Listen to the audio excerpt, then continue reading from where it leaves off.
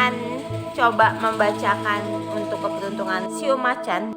Bisa saya bilang di sini memang terlihat cukup besar kesehatan para Pisces di pekan ini ya.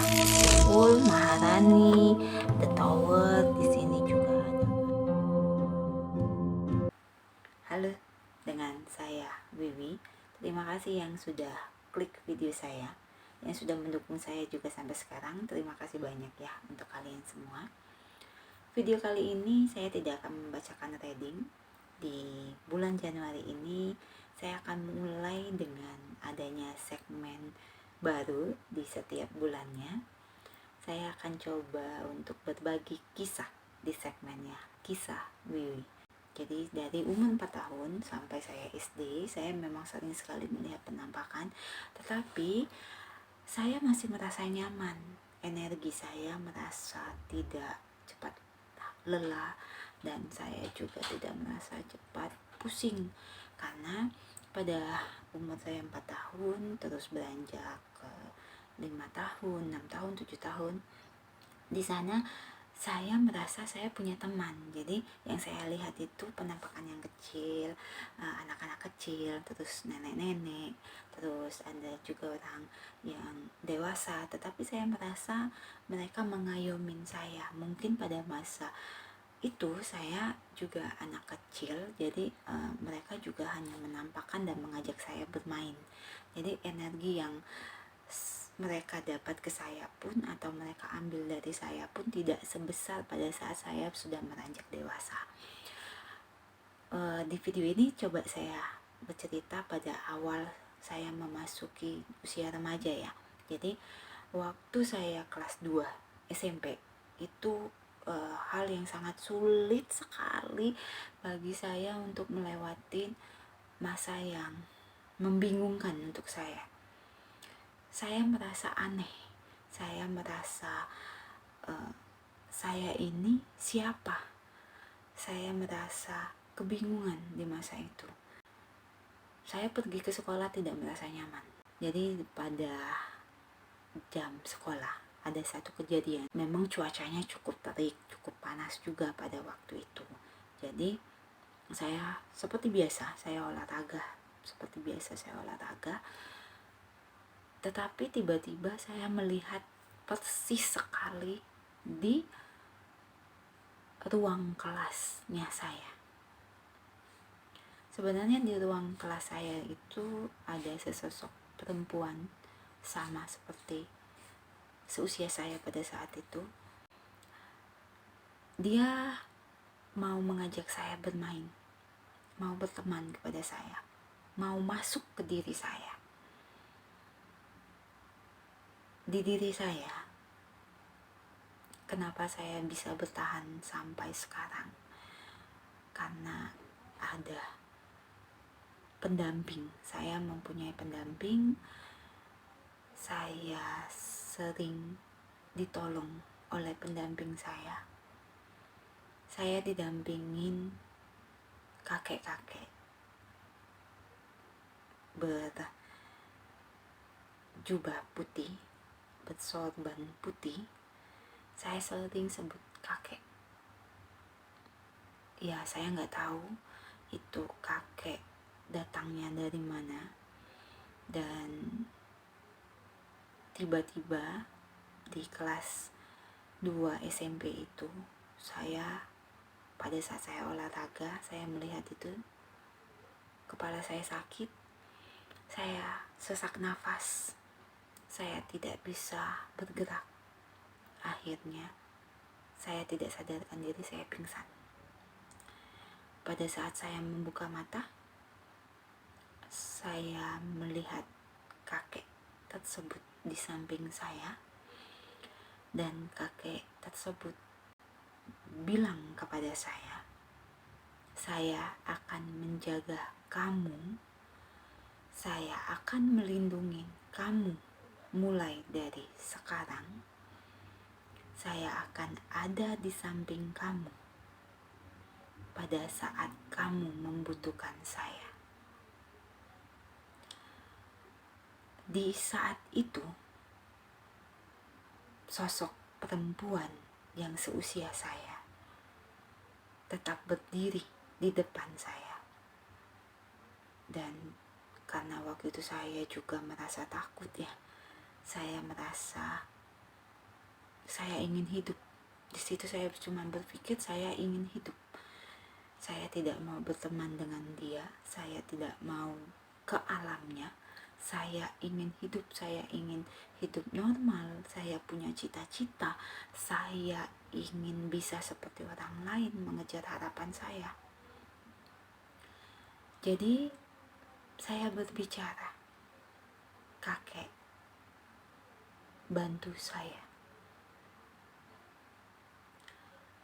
Saya merasa kakek ada di dekat saya, dia berada di sepanjang hidup saya sampai sekarang. Dan waktu saya SD, saya tidak merasakan kakek itu ada karena saya bermain dengan makhluk-makhluk yang tidak kasat mata, tetapi saya merasa nyaman. Dan pada saat SMP mulai ada yang sering ingin ngikut ke saya dan masuk ke dalam diri saya, ingin menjadikan saya mediasi mereka. Itu yang membuat saya merasa tidak nyaman dan tidak nyaman. Akhirnya saya berbicara kepada kakek dan kakek tolong saya. Mulai dari saat itu yang saya lihat cuman kakek. Yang saya lihat cuman kakek yang ada di diri saya, yang duduk di samping saya setelah saya belajar, saya bermain dengan teman-teman di kelas 2 SMP itu. Saya pada saat saya olahraga, saya melihat itu, kepala saya sakit, saya sesak nafas, saya tidak bisa bergerak. Akhirnya saya tidak sadarkan diri, saya pingsan. Pada saat saya membuka mata, saya melihat kakek tersebut di samping saya. Jadi saya pernah kerasukan. Saya mungkin seperti orang gila. Saya pernah mungkin tidak sadarkan diri di jalan. Itu sudah sering sekali saya rasakan. Akhirnya di umur 20 tahunan, walau itu sering terkadang coba untuk bisa saya kendalikan, tetapi terkadang di 20 tahunan saya juga merasakan ada yang masuk ke diri saya sampai detik ini ya. Jadi untuk kalian semua yang bertanya dari kapan saya bisa, ya dari kecil memang saya sudah bisa melihat. Dari saya beranjak remaja juga ada vision yang bisa saya lihat. Saya juga terkadang bisa komunikasi dengan makhluk-makhluk yang tidak kasat mata. Itu yang saya alami. Jika ditanya sekarang saya ingin melepaskan atau tidak, percuma saja. Sudah sering saya melakukan dan tidak bisa tentunya, karena ada yang bicara kepada saya tidak bisa disembuhkan. Karena memang ya saya nggak tahu ya, saya mau bilang ini anugerah atau ini keanehan. Tapi saya coba untuk bersahabat pada diri saya sendiri dengan bisa bermanfaat untuk orang lain dan bisa berbagi untuk orang lain. Mungkin pengalaman saya bisa membantu teman-teman ataupun orang-orang yang mempunyai keadaan yang sama seperti saya. Di video ini ataupun di kisah Wiwi, saya cuman ingin berbagi kisah. Kesannya juga saya cuman ingin menghibur. Jika memang video saya bermanfaat, saya bersyukur sekali. Saya tidak memaksa kalian untuk memaksa agar kalian percaya dengan apa yang coba ingin saya sampaikan, apa yang saya ceritakan, atau apa yang saya bacakan tarot juga. Saya tidak menjamin juga apa yang saya lihat itu benar. Ataupun kalian sering bicara ke saya, kakak ini paranormal atau bukan. Saya tidak menyebut diri saya paranormal ataupun saya bisa meramal, tapi saya memang merasa nyaman dengan saya membacakan tarot. Untuk kalian saya merasa lebih ringan. Saya merasa vision yang disampaikan ke saya sudah coba untuk berbagi ke orang lain. Jika memang vision ataupun reading yang saya bacakan itu resonate untuk kalian, saya sangat senang, bersyukur. Jika memang tidak, mungkin energi apa yang coba ingin saya sampaikan juga tidak cukup baik yang ke kalian ya, tidak cukup sampai ke kalian. Oke, di kisah-kisah Wiwi selanjutnya saya akan coba bercerita kisah-kisah yang saya alami dari kesurupan, mungkin dari komunikasi kepada orang-orang yang tidak bisa menerima saya, ataupun makhluk-makhluk yang ingin coba menguasai saya.